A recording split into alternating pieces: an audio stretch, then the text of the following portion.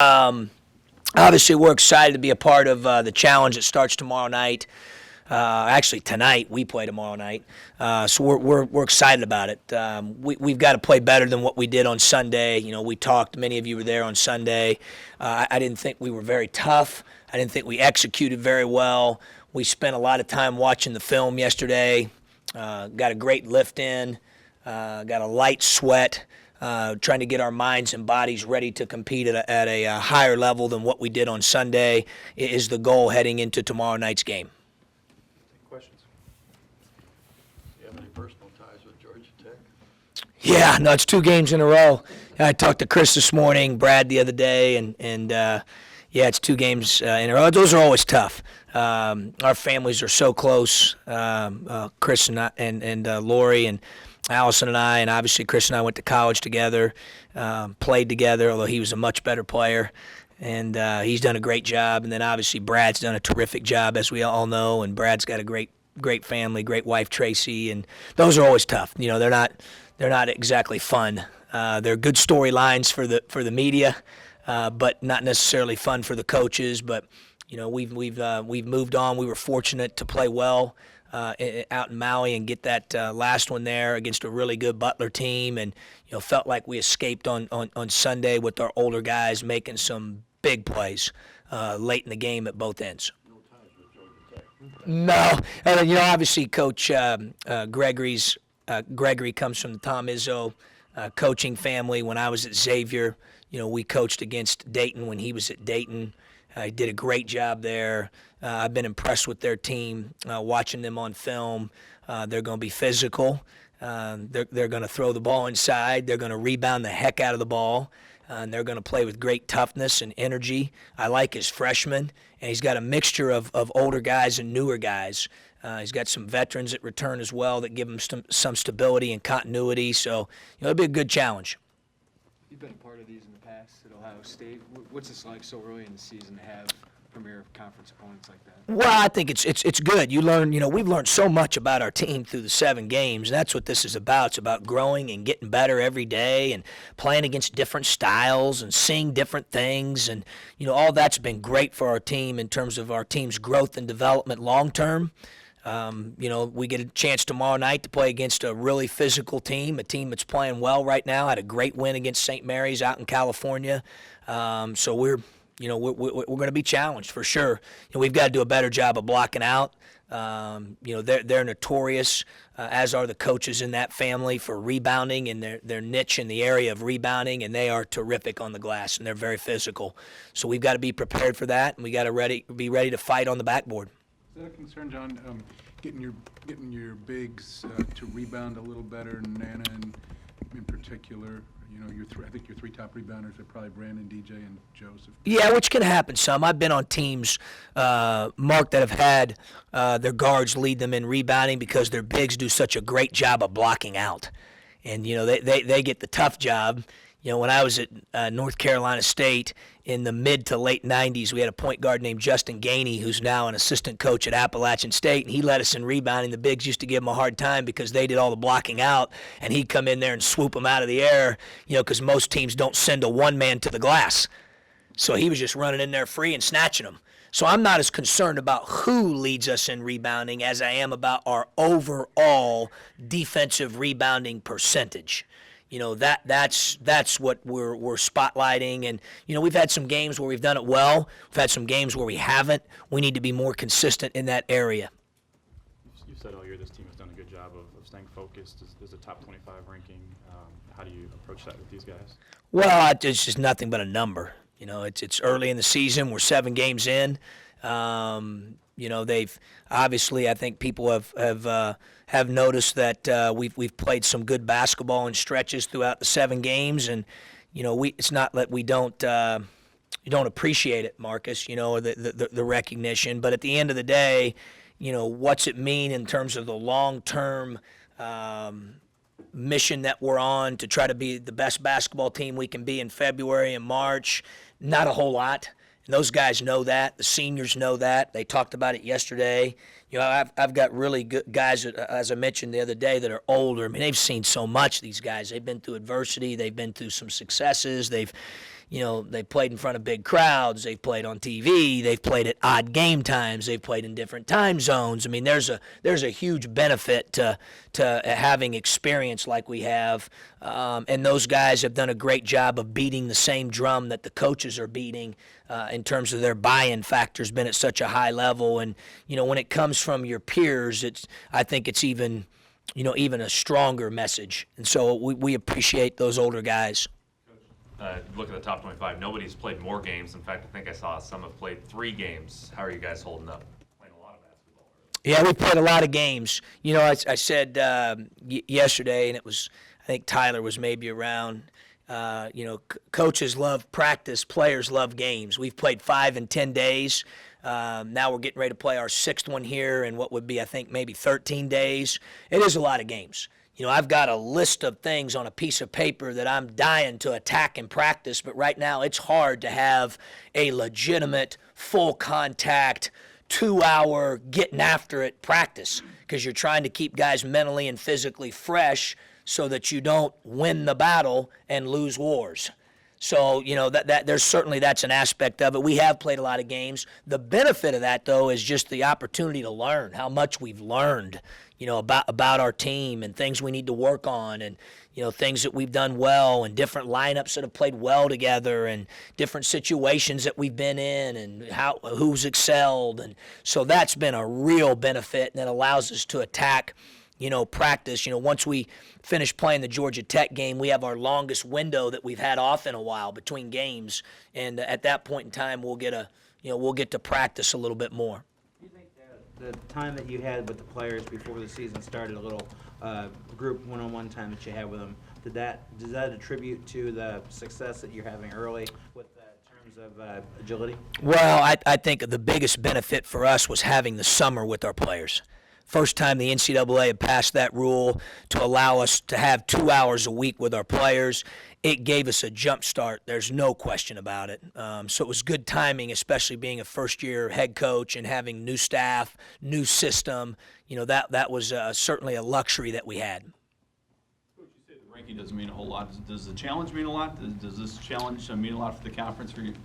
Well, obviously growing up, has been well documented. I've been a Big Ten guy. I grew up in the Midwest. 37 of my 41 years, I've lived in Illinois, Indiana, Ohio. So, I'm familiar with the challenge. There's no question about it.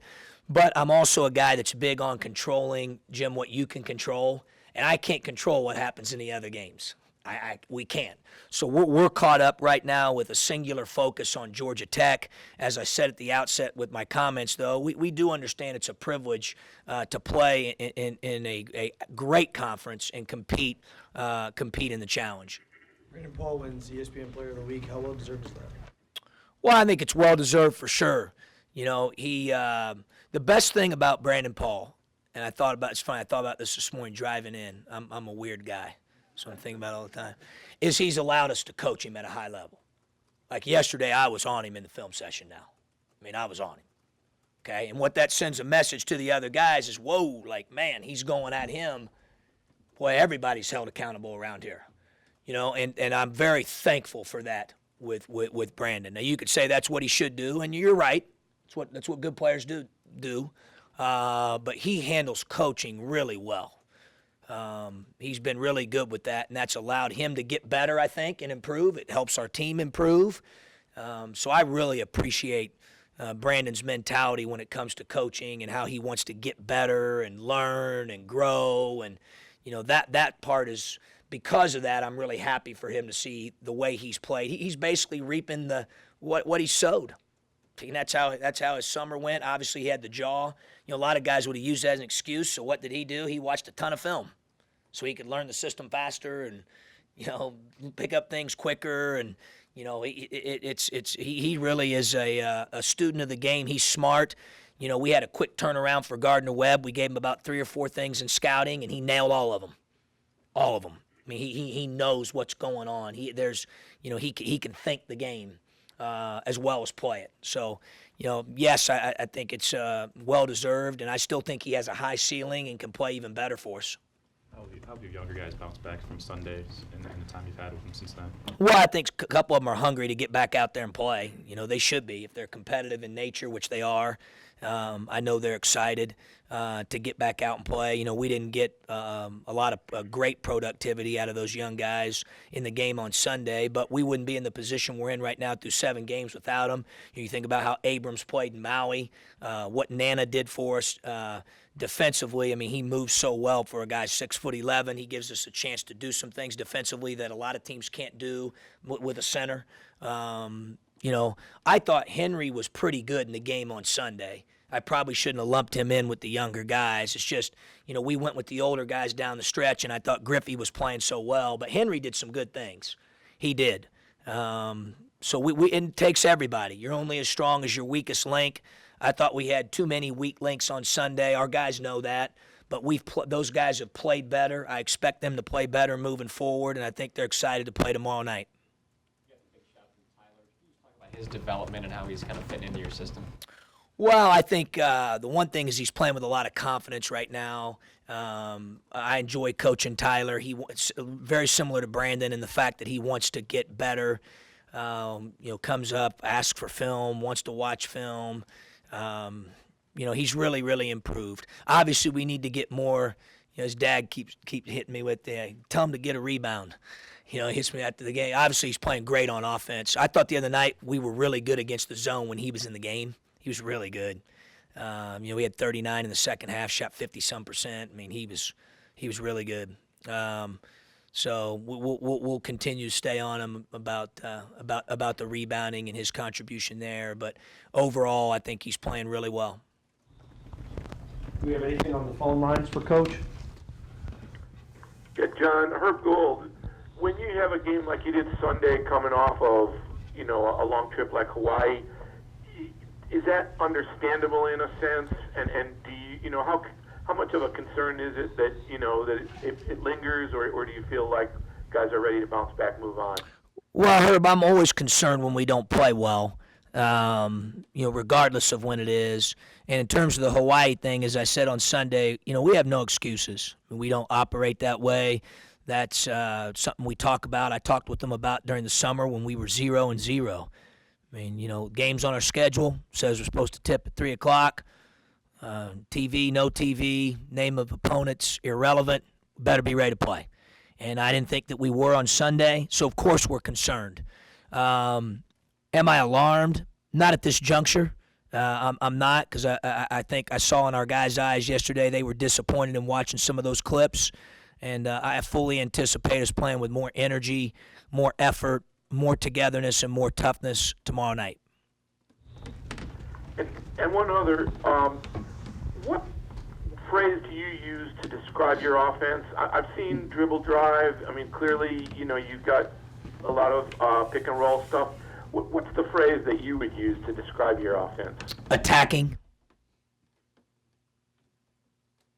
Aggressive. Probably those 2 words more than anything. Pace, tempo, speed.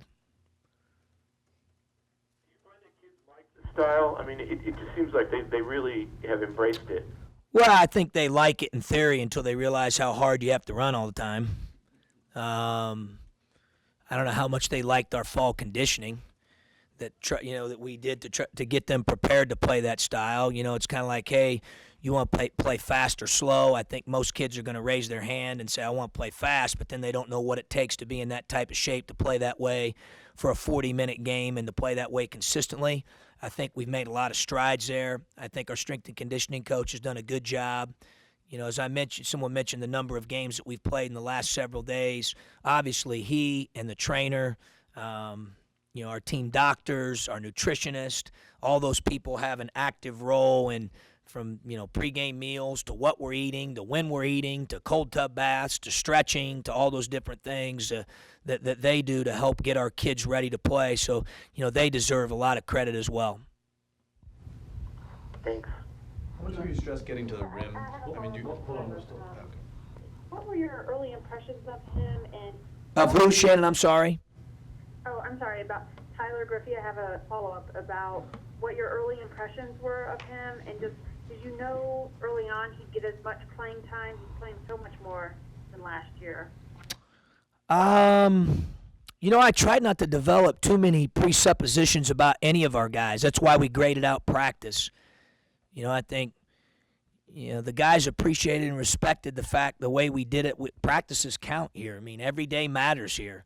We based who we were playing in the orange blue and the lineups we played in the 2 exhibition games, and obviously then that has carryover to the regular season games based on how they practiced. So I think that a little bit like Abrams, Tyler, the first week of practice wasn't real good. He would tell you that. He dug himself a hole a little bit, and then he started to figure some things out and watch film, and he and Trace both started to get better fast. And he's started to buy in, I think, to the way that we play at both ends of the floor. I think the spacing certainly, Shannon, has helped him, the way that we space the floor. And he's such an asset to have out there as a bigger player that can shoot, pass, and dribble. Dustin Ford has done a great job with him and developing him. We didn't want him, he had made some plays on Sunday where he took guys off the bounce. He showed some mid-range game. He's passed it well for us. He thinks the game well. So all those things are attributes that Tyler has at a high level that I think when you bring those to our system are such a huge advantage. So, obviously we're thankful that he's out there and he's playing good basketball for us right now, but we've got to make sure that he and the other guys continue to improve. We don't want to stand still, and Tyler's an older guy. He's smart enough to know that. Time for a couple more questions. How much have you stressed getting to the rim in practice this week? I mean, obviously you've been shooting 3-point shots. I'll be honest with you. We got 4 guys averaging double figures. I'd like to get a 5th. We're at 8 with the 5th, I think, or something like that. We don't, the way we play offensively, to be honest with you, is we're going to take what they give us. We want our spacing to be really good. We want to take advantage of how they're playing us. I did not think we did that very well on Sunday. And that's my fault. We had the center open on the zone too much on Sunday, and we didn't get it in there enough. That's not the player's fault. That's my fault. We got to get that done. Nana made the jump hook when the guy was behind his back on Sunday, and I think Nana's going to continue to get better and better at doing that with his back to the basket, and we need to sprinkle that in. But we're going to take what they give us. That's the beauty of how we play. We'll take how, they want to lock on shooters. We do need to be able to dribble drive the ball. They want to help. We need to be able to shoot the ball. They play things a certain way. We need to take advantage of that. And our system's kind of built that way.